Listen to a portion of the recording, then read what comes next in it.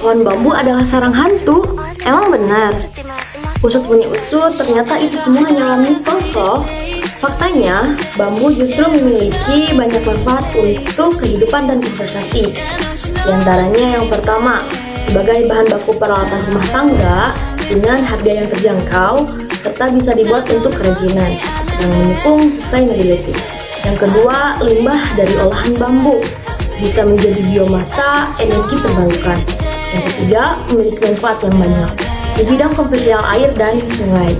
Yang keempat, memiliki kemampuan untuk keseimbangan lingkungan dan mencegah dampak negatif efek rumah kaca. Nah, itulah 4 manfaat dari fakta yang ada pada pohon bambu. Hai, perkenalkan nama saya Silviana Mustika dengan NPM 240811234141 dari kelas F yang akan menjelaskan tentang bisnis yang saya jalani. Let's go! Di sini saya akan menjelaskan tentang bisnis saya di bidang makanan, yaitu dengan mengolah rebung dari bambu. Rebung adalah tunas atau anakan yang tumbuh dari akar bambu. Ya, kira-kira panjangnya segini. Penduduk Indonesia maupun Asia sering memanfaatkan rebung sebagai olahan makanan karena makanan ini termasuk sayuran yang mempunyai tekstur kenyal serta rasa yang gurih, renyah, dan mempunyai ciri khas yang kuat.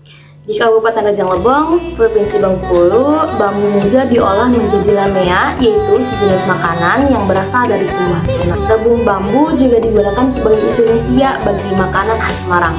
Rebung juga digunakan sebagai bahan baku makanan khas Jawa Tengah seperti telodeh. Rebung memiliki kandungan karbohidrat, protein, dan 12 asam amino yang sangat penting diperlukan oleh tubuh.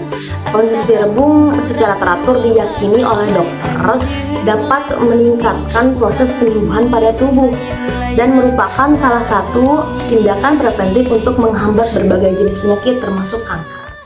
Di sini saya memanfaatkan rebung untuk menjadi bisnis saya. Di kampung saya memanfaatkan rebung sebagai bahan makanan yang dijual kepada tetangga saya maupun kepada warung makan. Nah, alasan saya untuk menjual rebung ini karena banyak pohon bambu yang tumbuh di kampung saya. Huruf kuning itu merupakan bambu yang sangat mudah diolah, yang memiliki tekstur yang mudah untuk diproduksi sebagai olahan makanan. Berbeda dengan bambu yang lainnya seperti bambu merah ataupun bambu surat. Karena bambu tersebut itu ketika rebungnya akan dimasak, rebungnya itu harus direndam dulu gitu. Cara memasak saya yaitu dengan menggunakan bahan dasar seperti bawang, cabai, dan bumbu rempah yang lainnya yang dapat menambahkan cita rasa dalam produksi rebung tersebut. Untuk analisis SWOT yang pertama itu strength atau kekuatan yang dapat saya ambil ketika saya menjual produk ini, yaitu yang pertama, bahan baku yang mudah didapatkan karena ya keluarga saya mempunyai kebun bambu, jadi bambunya itu enggak harus dibeli, jadi tinggal bawa aja. Yang kedua, mungkin tidak memakan banyak biaya karena pengolahannya itu sangat mudah dan tidak ribet gitu. Ketiga, pelanggan yang menyukai produk saya, jadi pelanggannya itu alhamdulillah mendapatkan pelanggan yang setia dalam menjalankan produk bisnis saya gitu. Weakness atau kelemahannya yang pertama yang saya rasakan itu masih banyak orang yang belum mengerti akan makanan tradisional yang ada di Jawa Barat. Memang makanan ini itu makanan khas Bengkulu, tapi di Garut juga gitu ya, di daerah saya rebung juga sangat terkenal akan pengolahannya. Peluang yang saya dapatkan, saya dapat memasarkan produk saya ini di pasaran. Menjadi peluang saya dalam memasarkan produk ini hingga menjadi produk yang lebih terkenal. Ancaman yang saya rasakan, yang pertama, setiap hari atau setiap tahun bambu itu ada yang tidak tumbuh sama sekali gitu. Jadi saya harus bisa melestarikannya. Target pemasaran saya itu yaitu di warung makan, karena saya itu sering menitipkan masakan saya di warung nasi ataupun warung Tegal. Selain itu, saya juga memasarkan produk saya itu di pasaran, seperti pasar ya, pada umumnya pasar. Saya itu sering menjual produk saya, ataupun saya juga memasarkan produk saya itu kepada para tetangga saya. Jadi ketika saya membuat produk tersebut, saya menawarkan produk saya kepada tetangga saya, dan alhamdulillah tetangga saya menyukai dengan produk apa yang saya buat.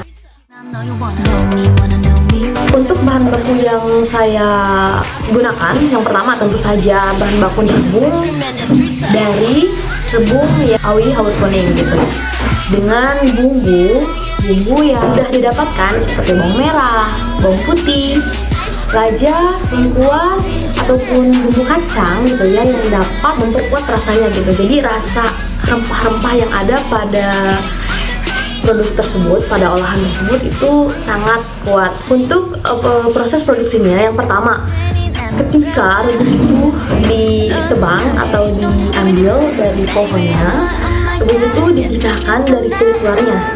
Setelah itu dipotong-potong kecil-kecil, dan karena saya menggunakan hawit kuning, rebung tersebut hanya dibasuh saja, berbeda dengan rebung yang lain gitu ya.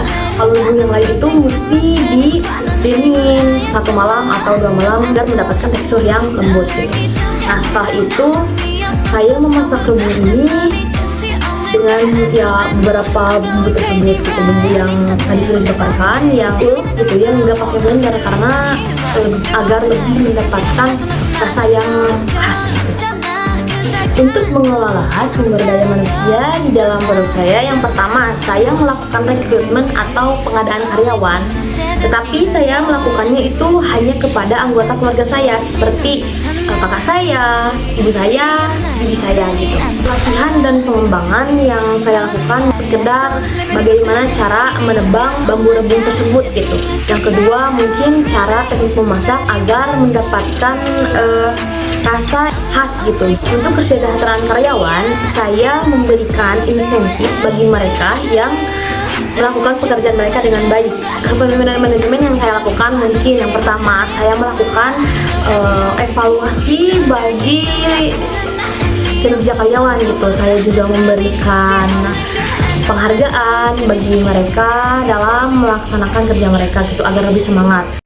Mungkin cukup sekian terhadap penjelasan bisnis produk saya yang telah saya paparkan. Mohon maaf bila ada kata-kata atau perilaku saya yang kurang berkenan. Mungkin boleh diberikan kritik atau saran di dalam komentar saya. Sekian, assalamualaikum warahmatullahi wabarakatuh.